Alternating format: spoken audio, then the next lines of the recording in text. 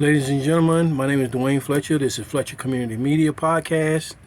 Let's see, here we go. I got some brand new books out here. The Battle of Fletcher, The Arrows, talks about Napoleon's campaign against Russia 200 years ago in contrast to a bunch of the events that's going on today. It's kind of like Indiana Jones, like a modern version of Raiders of the Lost Ark. Got the nibble next. This talks about these two Russian hitmen that came to town. They were targeting law enforcement. They targeted a bunch of civilians, and they were also targeting members of their own Russian mafia. The nibble next, that's a good one also. Also, this one talks about the Black Hand. These are the people that basically started World War I in contrast to some events that's going on today. Basically, it looked like the Russian mafia was fixing tennis matches, but then like a plot against one of the American presidents was uncovered. And this is also a good book. Blurb.com, B-L-U-R-B, blurb.com. Duane Fletcher on blurb.com. Okay, that's where you can find the books. You can purchase them. If you are literary agents out there, you can read some of them. Read over some of the material. There's sample reading for preview for people that I've sent query letters out to. But what I want to start off talking about today is, first of all, I want to say my heart goes out to the innocent people of Palestine and Israel that lost their lives in the recent terror attack and stuff like that. There's innocent people on both sides that lost their lives, and I want to send my condolences out to those people that lost their lives. And regarding this terrorist attack, it appears to me that this might have been orchestrated. It might have been orchestrated by the Russians. And I say that because just prior to this, there was a bunch of conversations about Serbia versus Kosovo, and the tennis matches and stuff like that. There was a bunch of conversations about this stuff. There could have been Secret Service talking about it. There could have been Homeland Security talking about it. But I know it was way more than just Duane Fletcher talking about it by himself, researching it.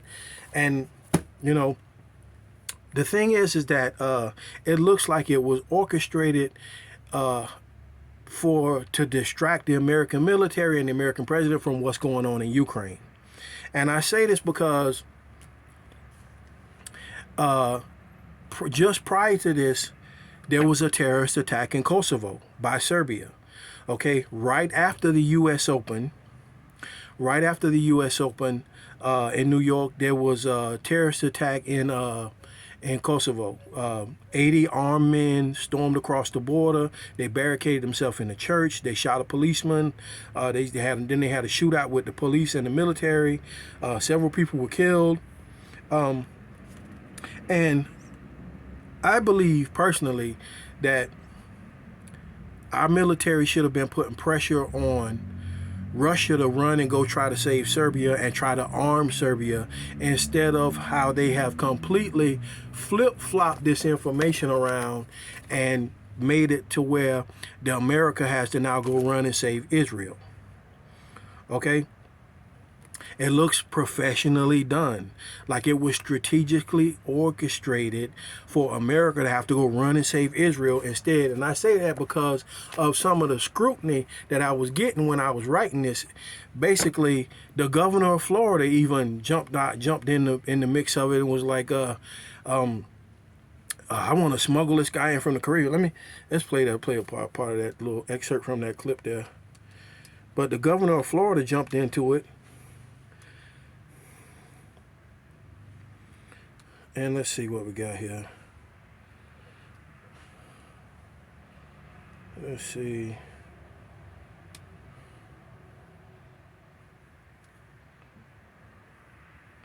The governor of Florida jumped into the mix.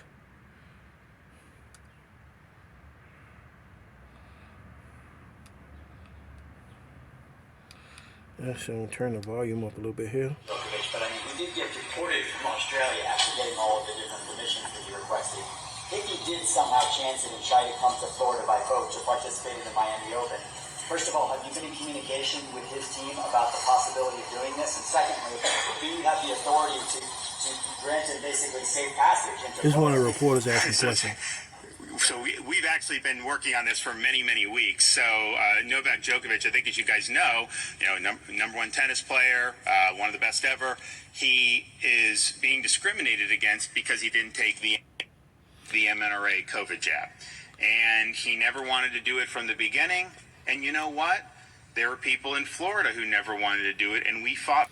So the thing is, like I was saying before, and I said it in the book too, and he went on to say, I want to smuggle this guy in from the Caribbean, which is some really spicy language.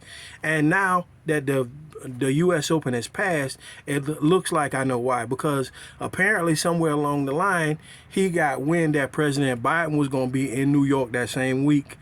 Like he's aiming this guy at President Biden. And the thing is why I say that is because everybody got sick at the New York Open. Okay, I'm going to go over a list here.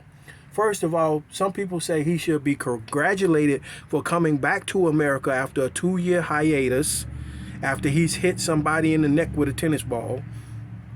He came back to the United States and won the New York Open. And they say you should celebrate that. However, it looked rigged. And I say that because a bunch of the really good American players, Taylor Fritz, Tommy Paul, Francis Tiafoe, just to name a few, they were forced to play each other and like basically Ben Shelton, they were forced to play each other and eliminate each other in rounds 32 and 16. Okay, so by the time the finals got there, there's 8 slots in the finals. The only one player was Ben Shelton, and he's like a unseeded player. He's not even ranked. And he's like 16 or 17 years old, and he had to play against this 35-year-old Novak Djokovic. And basically, it was like somebody served up some type of virgin sacrifice to Novak. So Novak beat him, went on to beat the Russian guy also, and then won the final. However, everybody got sick. Okay, check this out. They came up with a nickname for it. They called it the U.S. Open Bug of 2023. The U.S. Open Bug. No one, has there ever been a nickname for a disease, a germ that came out and beat everybody in a tennis match? There's never been a nickname for a germ that a germ came out and beat you. It's crazy, okay? Onis Jabbar of Tunisia, she got sick. Flu symptoms. Dominic Thiem of Austria, stomach flu symptoms. It looked like he got deathly ill. It looked like somebody shot him in the stomach or something. Because he kept throwing up and stuff like that. Petra Kvitova, Czechoslovakia, she had stomach flu also. Tenny Sangren of America, he had flu symptoms. Emil Ruusuvuori of Finland also had flu symptoms, lost. Hubert Hakaraz of Poland, he's really good. He lost also flu symptoms. Iga Swiatek of Poland, she used to be number 1 in the women's. She lost also flu symptoms. John McEnroe, Mac the Knife, Mr. Mac the Knife, the ex-pro, he's a reporter now. John McEnroe got sick. He was out the whole entire New York Open with COVID-19. Everybody got sick. So what happened? I tell you what happened. They let Novak Djokovic back in without that jab. He wouldn't take the jab. This is the same thing they was arguing about in Australia. Ben Roethlisberger, who's a reporter, Ben Roethlisberger, was quoted as saying there was a bunch of reporters that was also very ill also. Everybody got sick, and it looks like because they let Djokovic come back in, and he probably he might have unleashed the Black Plague or something there just so he could win the tennis match and show off in front of everybody. So the reason why I say the governor has it in for President Biden, because he's made other comments too. So there was recently a hurricane here, Hurricane Idalia, and the governor of Florida said something like, you can come view the storm damage, but don't bring your security. Or something like that. He said to him that it would be problematic if you brought too much security detail with you and blah, blah, blah, blah, blah.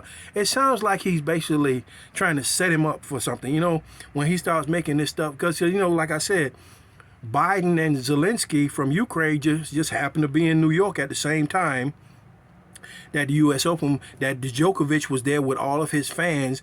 Basically, what I talk about in the book is basically what I talk about in the book. So, this information was scrutinized. I was put under the microscope, and if you would have been paying closer attention to this, I don't think we would be in the situation we're in now, because you should have put Russia under pressure to run and save Serbia. Instead, now they flipped it around, and now America has to go run and save Israel.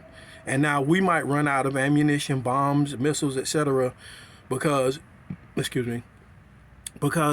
we have to arm Israel now and Ukraine and give them aid, and they probably going to end up sending money to Palestine also, because Palestine apparently is a victim in this also, according to the Irish Parliament. There is a bunch of people from Ireland and Brazil and different people in the United Nations that say that they should have sent ships over there, but they should have sent ships over there to dismantle Israel's blockade against Palestine on the Gaza Strip.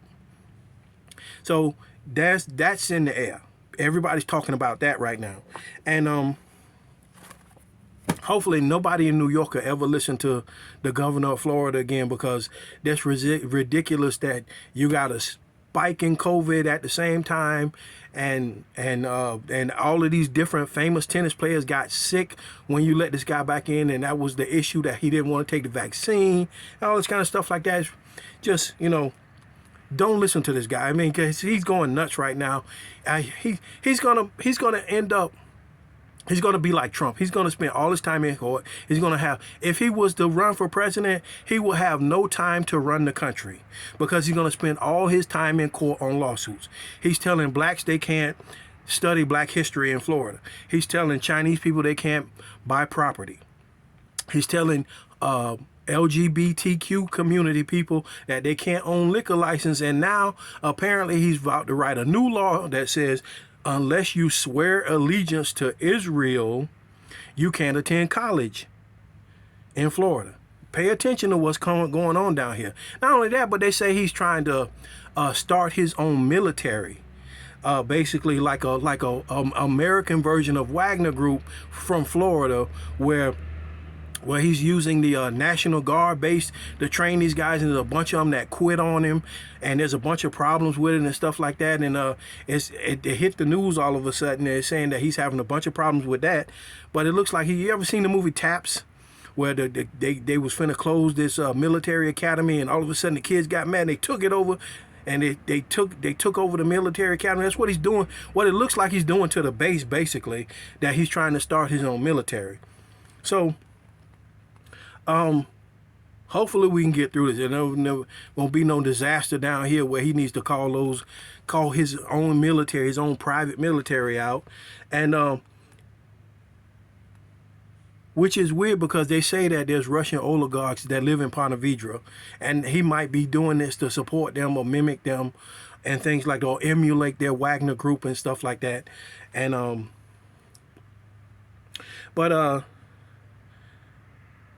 I can list all of these different incidents that basically they should have been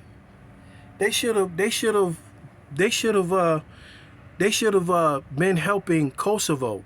There was an attack against Kosovo by Serbia, 80 armed men, just prior to this attack in Israel. Same thing, 80 armed men came across the border. All of a sudden, they attacked everybody, and they went back across the border back into Serbia, ran. So if you're heavily invested in helping Ukraine, we should be paying attention to what's going on. You ever heard the term Nintendo thumb? Nintendo thumb, where your thumb starts to seize up because you've been playing too much Nintendo. That's what you could have did to Russia. Russia would have got Nintendo thumb for trying to run and save Serbia and arm them. And I don't know what he's going to arm them with, because they would have ran out of weapons really quick, because he's already spent about all of those 50-year-old tanks, and he's buying back military stuff that he sold to North Korea years and years ago. And but the pressure should have been put on Russia to run and save Serbia. Now instead, we have to run and save Israel, and try to arm them and arm Ukraine and stuff like that. And I don't like the situation, because like I said, it feels as though this information was completely ignored and then just flipped around. Now, if you don't like what I'm talking about, then don't buy the book. But don't dig through my stuff, my notes, my stuff. Don't dig through my stuff trying to see what you can flip around for the Russians. And I say that because I was working at one of these defense contractors that fixed stuff for the Navy when all of this stuff first started happening, the invasion of Ukraine and stuff started happening. And this information was ignored and scoffed at. And they said it was boring because it was about sports and things like that. So, and stop scrutinizing who comes out with it. Just because I'm black, don't scrutinize it because I came out with this information. Okay? All right? Now,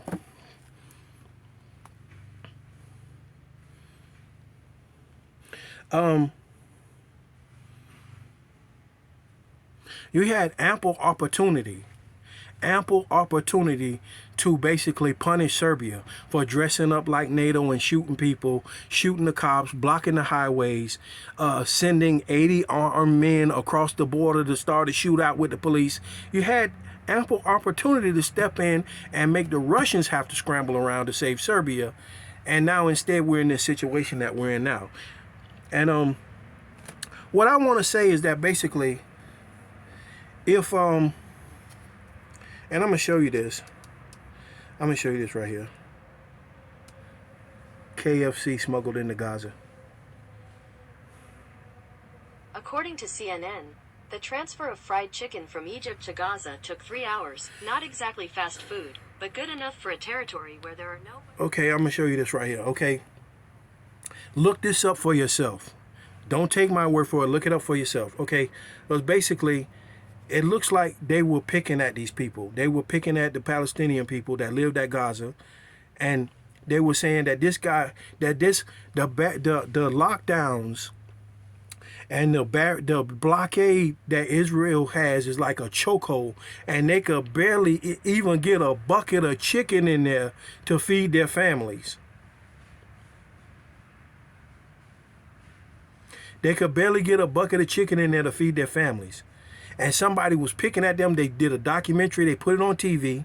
And like I said, look it up for yourself. So if you're watching this guy this close, if you're watching him this close, how is it that he smuggled in 10,000 rockets all of a sudden? If you're watching him that close, how did he smuggle in 10,000 rockets that was allegedly fired off in what, 12 hours, something like that? It could be a false flag, or it could be that somebody from Israel looked the other way to let it happen, to help the Russians distract America from what's going on in Ukraine, because that's the end result. The end result is that we got to arm Israel and Ukraine now, and we're going to end up running out of ammunition. And I feel as though if you didn't want to arm Ukraine, you should have been a man about it. You should have been a man about it and just told Zelensky you didn't have no more guns. Not cause a terrorist attack that could start World War III, and now America is being set up to fight the Arab nations in a second theater, and possibly a third if China tries to take Taiwan at the same time. So basically, this is what it looks like that they're talking about, that they're whispering about. They're whispering with each other that America being set up for a second theater against the Arab nations over there to try to save Israel, and then a third theater will possibly start when China tries to take Taiwan. And I think they should be paying closer attention to this stuff instead of trying to scrutinize when somebody writes about it because he's black and stuff like that. And that's what anyway, all right, that's being said. Okay, and how is it that they didn't see this coming? The Mossad doesn't move. The Israeli Mossad, the intelligence network, they don't miss stuff like this. So how is it that they didn't see it coming? What was everybody in New York trying to fix a tennis match for the Russians or something? Come on, how didn't the Mossad see this coming? It's crazy what they're trying to get you to believe, that the blockade is so tight, but they didn't see this coming. And one hand, they want to brag. In the same sentence, they tell you they said they didn't see it coming. So, if you're watching that guy that close over there, how is it that you didn't see it coming? Not only that, but they They flood those tunnels with seawater regularly. They bomb them to collapse the tunnels regularly. So how is it that he smuggled in all these rockets all of a sudden? No. Anyway, speaking of rockets, okay, the Russian space space general said that he wants to use space rockets on Ukraine. Okay, we talked about that also. I put it on the podcast, so I know the book was going to take a long time. Duane Fletcher talked about some of the stuff, and on the podcast talked about what's called the Russian dead drop, where it is the Russian dead drop missile basically falls from a satellite. NORAD can't detect the launch, so NORAD can't defend against it. So right now, if this guy's talking about using these missiles against Ukraine, Ukraine probably needs even more funding now so that they can defend themselves against this Russian satellites, because they need some equipment now to detect Russian satellites and or shoot it down. And we talked about how to defeat it. You guess the target. You can guess the target. Patriot missile system with a proximity switch on it could basically hunt this thing down when it drops. But you got to detect it first, and you got to know that the satellite is there. And I want to say to Ukrainian people, you guys are being very brave, and that don't be afraid of the Russians, because he's got one time to use that thing. And after he uses it, the world becomes a very smaller place for him, because no one's going to let him have airspace anymore over their country. You know, Latvia, Lithuania, Estonia, they're going to shoot down the Russian satellites. Poland, Germany, Finland, Sweden, Romania, Ukraine, and Turkey, they're all going to shoot down Russian satellites after he uses that thing. He's only got one time to use it. After that, it's a wrap. He's done. He's going to go blind. He goes completely blind after that. The Russians go blind. After he uses that thing, he's not going to be able to use those satellites anymore at all. So don't be afraid of him, and just try to get some funding to basically get some kind of system that can help you determine where the Russian satellites are and if they're posing a threat of some sort. And that's basically, is that it? Yeah, that's it. That's all I had to say today. All right, Duane Fletcher, Fletcher Community Media. Check me out on blurb.com. The Black Hand, this is the hot topic that's going on right now. Everybody's talking about this in New York. I left a bunch of samples in New York with the publishers and things like that. And so hopefully pray for me. I can get a book deal.